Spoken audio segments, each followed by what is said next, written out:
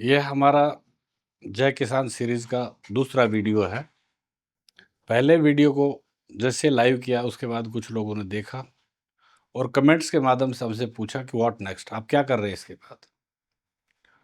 उस वीडियो में हमने बहुत नम्रता से माननीय मुख्यमंत्री जी को लिखा कि आप जेवर के किसानों से शुरुआत करके एक मॉडल के रूप में इसको लागू करें और उस टेम्पलेट को पूरे देश पे लागू किया जाए कि जिन किसानों की ज़मीन को अधिग्रहण कर लिया गया है विकास के लिए, अधिग्रहण के बाद में उन्होंने ज़्यादा रेट में आगे बिजनेसमैन को दिया है और बिजनेसमैन ने उस पे कमा करके सरकार को टैक्स दिया है। तो प्रोपोर्शनेटली हमारी ज़मीन का उतना हिस्सा हमें आने वाली पीढ़ियों तक मिलता रहना चाहिए। ये हमारा एक विचार था जो हमने लिखा और बहुत से लोगों ने लाइक किया है।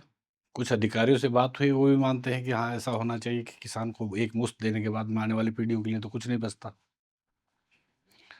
तो लोग पूछ रहे हैं कि क्या किया? देखो, शासन प्रशासन में अपने भी और भी बहुत काम है। पहले उनको कुछ समय देना पड़ेगा। I am waiting for that, नहीं तो आरटीआई में पूछेंगे आपने क्या किया, उसके बाद में कोर्ट जाएँगे और शायद मुझे लगता है कि कोर्ट इस बात को सुनेगा कि अगर सरकार उससे इतना कमा रही है, तो जिसकी वजह से कमा रही है, उसको भी प्रोपोर्शनेट मिलना चाहिए। उसके बाद में हमारे पास में कुछ लोग आए, उन्होंने कहा कि साहब शासन प्रशासन हमारे साथ ज्यादती कर रहा है, फसलें उड़ा रहा है, दीवारें तोड़ रहा है। तो थोड़ा-सा और जब उनसे पूछा तो बताया उन्होंने कि साहब पैसा तो उन्होंने ट्रेज़री में रख दिया, लेकिन हमने तो लिया नहीं है। तो हमने कहा देखो, पहली बात तो हमें ये चाहिए कि कोई भी अधिकारी कहीं का रहने वाला कहीं पर आया है, उसका आपसे कोई दुश्मनी तो है नहीं। वो अपने सरकारी कार्य के निर्वहन में, अपने डिस्चार्ज ऑफ ड्यूटी में ये सब कर रहे हैं। तो हमें सबको कोऑपरेट करना चाहिए। लेकिन इतना तुम्हें मैं जागरूक करना चाहता हूँ कि अगर आपने पैसा अपनी ज़मीन का नहीं लिया है, तो एक्विजिशन इज़ नॉट कंप्लीटेड। फिर कहते हैं कि साहब उन्होंने म्यूटेशन में भी सरकार का नाम लिख दिया है, अथॉरिटी का नाम लिख दिया है। तो हम माननीय योगी जी से ये जानना चाहेंगे कि साहब जिस अधिकारी ने अथॉरिटी में आने के बाद में पैसा ट्रेज़री में जमाया और किसान के नाम से नामांतरण करके उसको इनक्रोचर घोषित कर दिया, ज़रा उसकी जाँच करा ली जाए कि जब वो एसडीएम थे तो क्या उसके इलाके के सभी उन्होंने नामांतरण कर दिए थे? क्या सब म्यूटेशन कंप्लीट हैं, कोई झगड़ा बचा नहीं हुआ? उनका इल्ज़ाम ये है कि साहब क्योंकि बड़े-बड़े लोगों को आगे ज़मीन दे दी है, वो पावरफुल लोग हैं, वो इनसे मिलते हैं, ये पुलिस लाते हैं, प्रशासन लाते हैं, हम पर ज़्यादती करते हैं।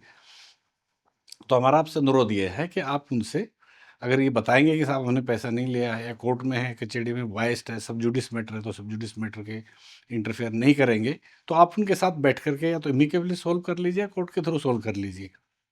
लेकिन कोई किसी के साथ ज़बरदस्ती नहीं कर सकता। उनको हो सकता है कि आपकी बात का पता ना हो, तो आप अपने एक अच्छे स्वभाव से उनको बताइए। आप उनके साथ भी कोऑपरेट करें, अपनी बात भी रखें, ना हमारे किसान का नुकसान हो, ना हमारे सरकार का, ना विकास रुके। तो एक मध्यम मार्ग अपनाते हुए और हमने एक दूसरी चिट्ठी लिखी है, जिसका हेडिंग है कि representation against forced acquisition and illegal demolition in sub judice land disputes in Jewar in violation of fundamental rights, supreme court rulings and government orders based on the high court directions. हमने इसमें कुछ rulings दिए हैं, कुछ supreme court का बताया, कुछ high court का बताया है, कुछ लोगों को ज्ञानवर्धन हो जाए और वो अपने पोजीशन को समझें और शासन प्रशासन से ज़रूरत से ज़्यादा उनके साथ में ऐसा व्यवहार ना करें जो कि निंदनीय हो। After all the government we have to cooperate them.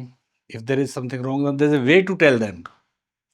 उनसे टाइम ले लीजिए, उन अधिकारियों से उनके पास में जाइए, ये सब चीज़ें उन्हें बता दीजिए, वो भी आपको टाइम देंगे, आपको कोऑपरेट करेंगे और जो बीच का रास्ता होगा उसको निकालेंगे।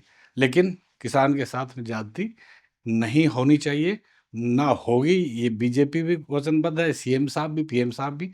आप अपनी बात को ठीक से उनको बताइए, जिससे कि आगे से आपकी कोई फसल ना तोड़े, आपकी दीवार ना तोड़े।